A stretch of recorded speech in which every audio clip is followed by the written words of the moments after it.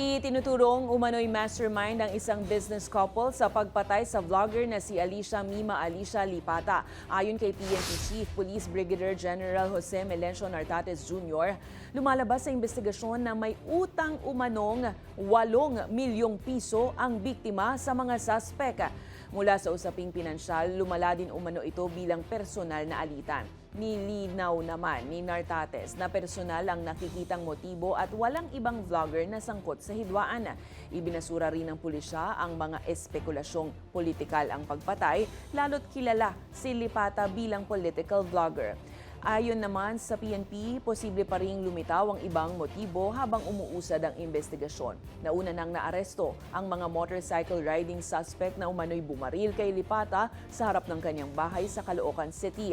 Patuloy naman ang manhunt para sa naturang business couple. It's about the profession and as well as they have personal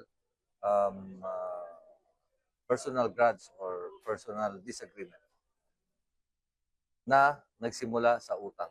Si Mima ang may utang. The victim is may utang, tapos pinautang. They are businessmen at magkaano sila, mag-partner. Mag-partner meaning mag-boyfriend or mag-asawa.